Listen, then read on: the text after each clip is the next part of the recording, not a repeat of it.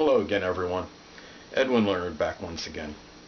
In this YouTube segment, I'm going to be talking about the subject of suicide. Now, many of you, most of you, almost everybody already knows that suicide is when somebody kills themselves and they take their own life.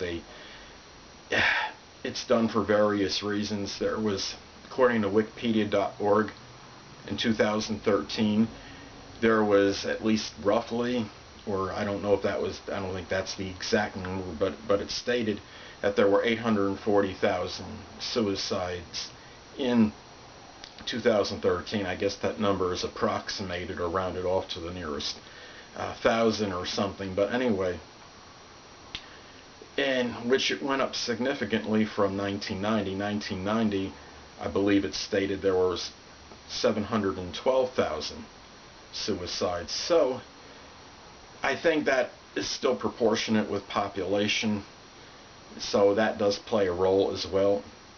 Now, there's a multitude of reasons why people will do this. A lot of it is attributed to things becoming hopeless in the person's mind. Could it be a mental condition? I believe in certain cases it can be. Somebody commits suicide, but they don't really, I don't know if in all cases that they're taking this into consideration. They're taking their life, but they could be destroying the lives inadvertently or unwittingly of others, family members, close associates, friends that figure prominently in the person's life. I understand that things could really appear insurmountable at times, and sometimes when a person has to contend with too many problems simultaneously, I think is what leads to this in many situations. Many of you may know that I was homeless on 2 occasions.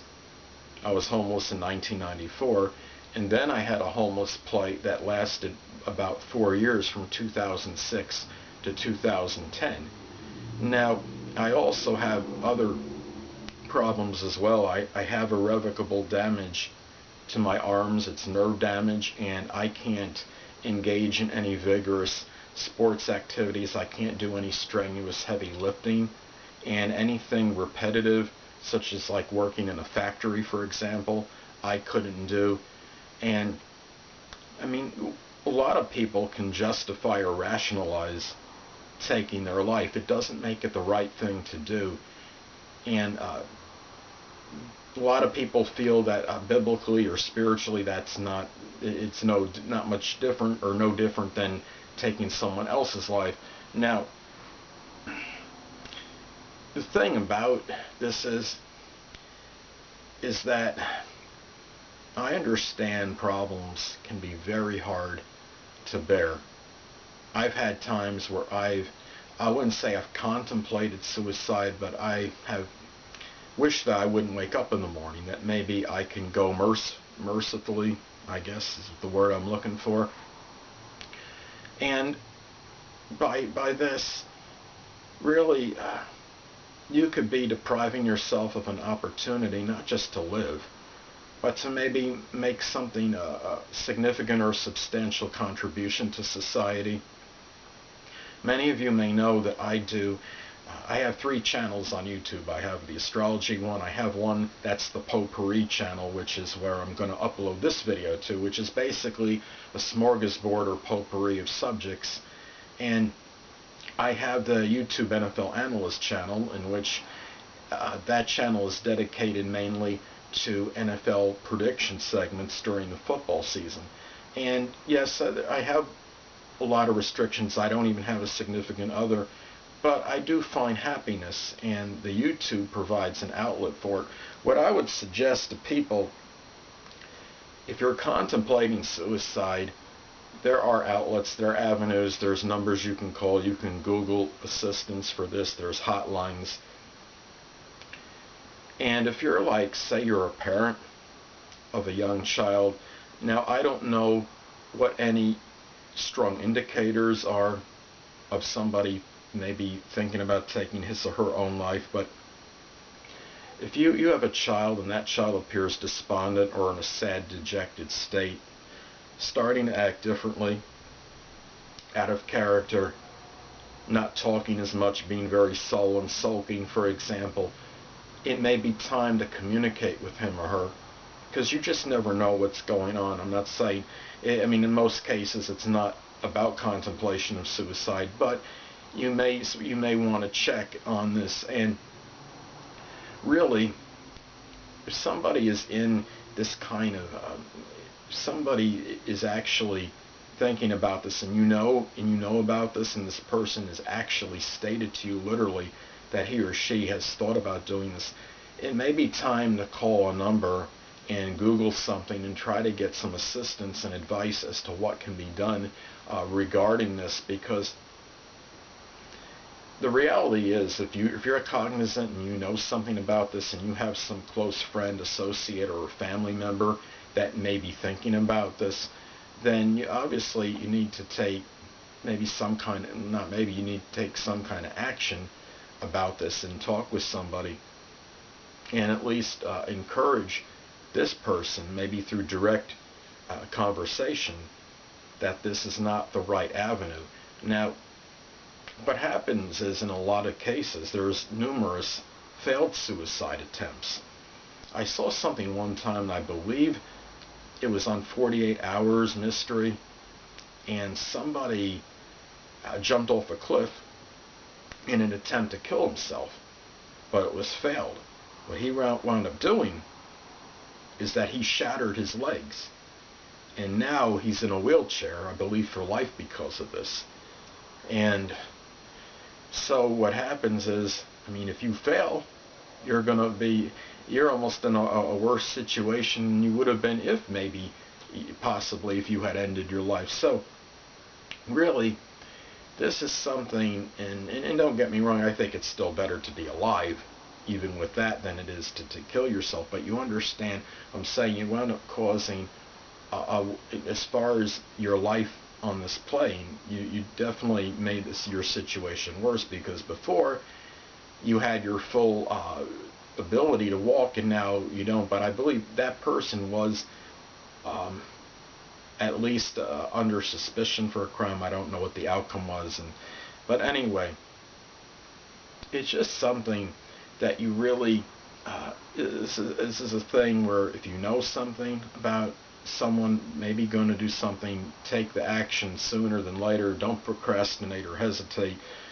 This is something where you have to do something much sooner than later. It's not like it's not something you want to necessarily throw under the rug and think it'll just pass on by, because a lot of times if somebody is thinking about something like this, they could be very, very dead serious regarding it, and it's not a lot of times it's not something that just on a whim or spontaneously comes out of someone's mouth, and it's not something where they're just saying it because they're angry. Now, in a lot of cases, people will say, "Oh, I wish I was dead," and that doesn't, in most cases, it means they're not going to do something as far as ending their life.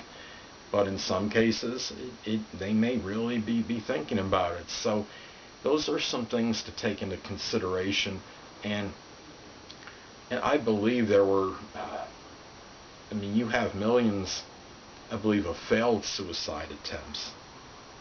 And all this did was cause physical damage often to the person by doing so. Now, many of you may remember when last year, when Robin Williams, the renowned actor, comedian, he wound up killing himself, and he hung himself. It was from asphyxiation. And there's a number of theories as to why this happened. He had recently been diagnosed with Parkinson's, I think maybe a year before.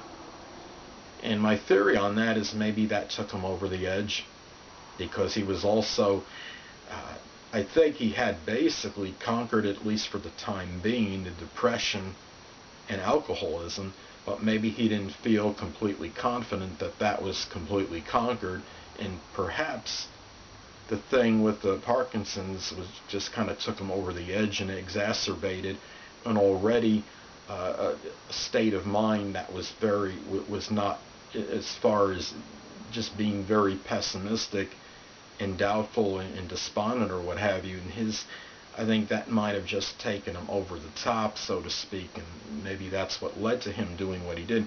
Still, the ends don't justify the means, and really, it's about, if you have some kind of problem and you're thinking about doing this, please don't.